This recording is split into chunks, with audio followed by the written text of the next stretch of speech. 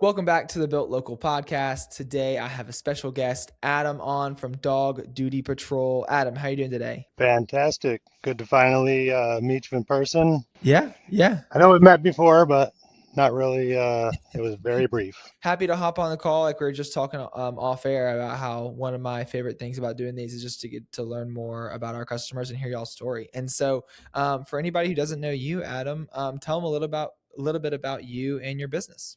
About 10 years ago, I actually came up with the name Dog Duty Patrol. And I haven't been doing the business for that long, but that was like when the first idea kind of popped into my head. I had just moved to Michigan, and I hadn't experienced the cold or the snow, but basically thought it would be a good idea. A little bit of context there is I worked in animal care and control for Maricopa County in Phoenix, Arizona. Okay.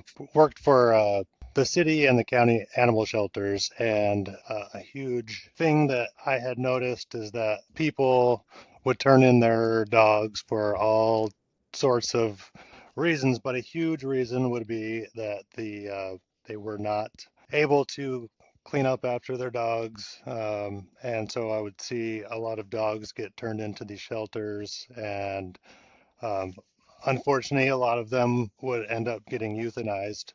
Mm, Um, and that was a sad part of the job that I had to do there. yeah. But I thought if there was a resource that people could utilize to keep their animals in their homes rather than potentially put down, that would be Yeah. a great resource for them. And a large reason why I started this business is to save the dogs' lives. I Yeah. mean, potentially. I Yeah. mean, that's like so Dog Duty Patrol. I started a DBA, and from there we got hit in 2014, I think it was, with a huge winter, and I didn't think the business was going to be sustainable, just because the seasonality of it. I thought, I mean, obviously, dogs don't stop pooping, Yeah. but it just seemed like if the Yeah. business was going to work out right. Yeah. Anyway, I had got my first job, one time clean, and then yeah, it was right after that the winter hit, and I ended up getting a job as a welder, and ended up not doing the business. Yeah. And long story short, I regretted it. I ended up stumbling across one of Erica Krupin's videos, just like a lot of people Yeah.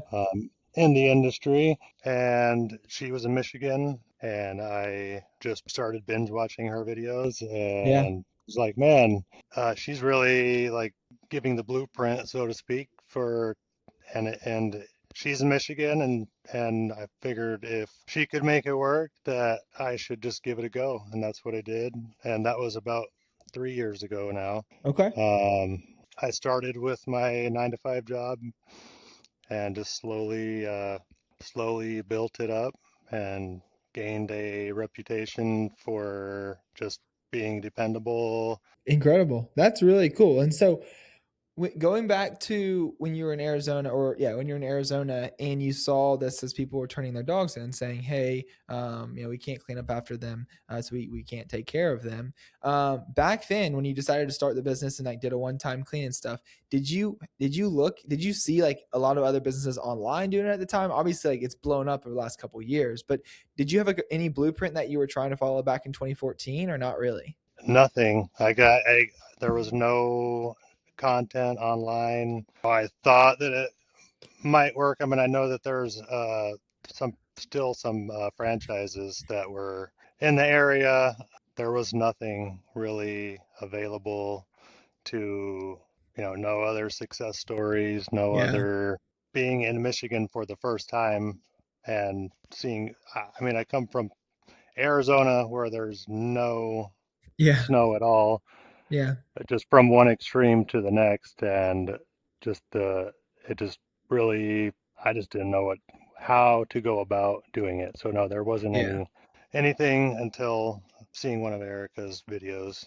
Gotcha. Okay, cool. Well, you got started officially kind of 3 years ago. From there, how many recurring customers have you been able to get up to now? Real quick, if you're a local business owner and you want to start getting customers from Google, you know how important Google reviews are. Every week, I talk to business owners just like you across hundreds of industries who know reviews matter, but never seem to have the time or the system in place to actually get them. That's exactly why I've spent the last 2 years building Review Harvest. We built it with a non-tech savvy business owner in mind, so anybody can set it up in minutes and start getting reviews today. It automates the process of getting real reviews from your customers, responding to those reviews, and repurposing them across your website and across your social media platforms. It's a set it and forget it software. You can get it all set up in about 10 minutes and you never have to worry about reviews again. We can integrate into the tools you're already using so you don't have to change a thing. You don't have to train your team on how to request reviews. You don't have to request them manually. You get customers, we get your reviews. It's simple as that. And the first play in our playbook is what we call a review reactivation. You probably have hundreds or thousands of previous customers who loved your service but never left your review. So a lot of times our users can double or even triple their reviews just in the first couple months of working with us when we do that review reactivation. So I'm at 81 recurring Awesome. customers right now, Awesome. and I started very slow. Was still working my 9 to 5, which is probably a lot of people getting into this type of business. They're working their Mhm. 9 to 5. Yep. Um, some people are, fortunate enough to just go all in right off the bat and have, some money set aside and just dump as much as they want into it, I guess. But wasn't the case with me. Mhm. I have built it very, very slow and just focused on more on branding and just developing a good reputation. Uh, all the time that I had to in the beginning when I didn't have as many customers, I would just kind of go out of my way to just give them my time to help with Yeah. little things that they might need done, like kind of gets into some other stuff that kind of sets our businesses apart, I guess you could say. Yeah. But just focusing on, say, for instance, like their trash cans are out, if they have a bunch of sticks in the yard. Or one thing I've noticed that being in Michigan and not really being used to the seasons, but every season has its own set of challenges, and just being able to adapt because we're there to pick up poop, right? So, and most likely, if they are they don't have time to pick up the dog poop, then more than likely they're not going to have time to do other things like, you know, blow the leaves or, Yeah. uh, and I still do those things Yeah. as long as I can. I mean, I just constantly looking for tools to be efficient and be quick, and have just kind of developed a reputation as kind of a company that kind of goes above and beyond and takes care of the little things, like, if they have some extra trash in their yard. I don't know, just little things. Yeah, for sure. Definitely. No, it goes a long way. And although, it might not pay off that same day or that next day or whatever, just having that reputation out in the community will do wonders for you for years to come. And so, besides branding and besides, doing those little things, how are you getting most of your customers? What's your main kind of acquisition strategy right now? I would say that number one is probably Facebook. Okay. I've just put doing the advertising on groups and just posting regularly on Facebook, posting and then paid ads. Yep. After that would probably be Google, and then the not truck wrap, but we have our truck the decals on the truck. That's Yep. a huge one. Yeah. I actually have a huge. I use a trailer, and on the back of the trailer, I have a huge vinyl sign similar to the one that I have in the background. But that's Gotcha. just basically like a rolling billboard. I get a lot Yeah. of calls just from that. I love it. Yeah, I'm looking at it right here on your site now. I see it. That's a nice rig. Well, that's really cool. Well, what has been the hardest part about growing the pooping and scooping business over the last 3 years? Just getting my name out there is probably the most challenging. Just, people don't know that the business exists, Hmm. and just the more pooper scooper businesses that are out there, even though it might feel like the more in your area, it might feel like, they're taking your business or whatever, but the more companies that are out there making advertising, and the more people are going to know about it, and then the more people that know about it, the more people are not going to feel that stigma that comes with picking up dog poop. And, Yeah. we hear it all the time. A lot of the comments, especially like Yeah. on ads, or Yeah. they'll be real negative. And Yeah, it's but yeah, it's crazy. It's crazy what people say. But I agree. The more people that are doing it, the more likely this is to become a service that's just like lawn care, or it's like, oh, you shouldn't have grass if you can't mow your own grass. It's like same could be said, about poop scooping. And I know people say, oh, you shouldn't have dogs if you can't pick up the poop. Well, then why do you have grass and you pay someone else to mow it? It's a fallacy that's broken down really quickly. But like you said, the more people doing it, the more businesses, even in your area, it's like if you are, I heard somebody explain it this way one time and it was really cool. It's like if you're like a fish egg and you're on like you're on the legs of a bird flying over two ponds, right? And you see hmm one pond totally still, no other fish, right? And you see this other pond with a couple other fish are in it already. If you like really want to survive, you're probably going to go to the one where the fish are because you know for a fact that these fish can survive in this pond.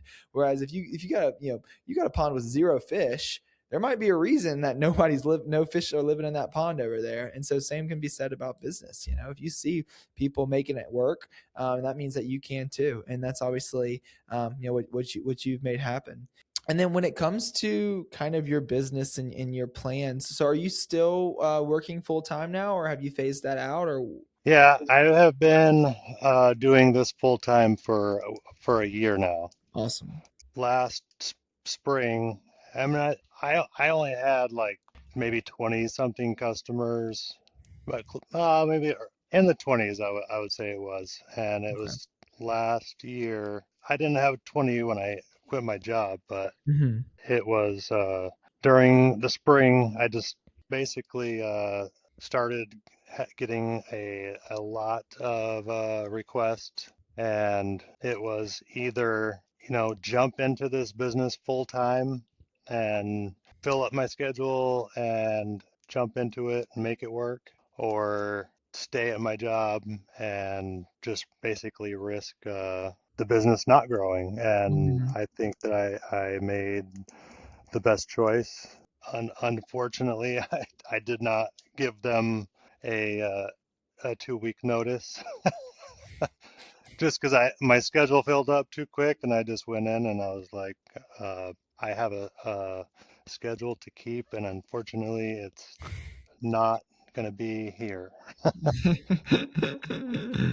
Did that go over well for them or no? No, not really. Yeah, it was. They're like, "Oh, why do you need to burn your bridges?" I'm like, I, it's not even, it's not like I plan on coming back here. I bet you that I probably could still get a job Yeah, there. yeah. There's no, failure is not an option. Let's just put Yeah. it that way. Yeah. No, I hear you. Okay, cool. For that, what are the plans? Failure's not an option. What are the plans for growth here over the next year or two? Where do you hope to be at this time next year? Last year, when I did jump full time into this business. My business doubled.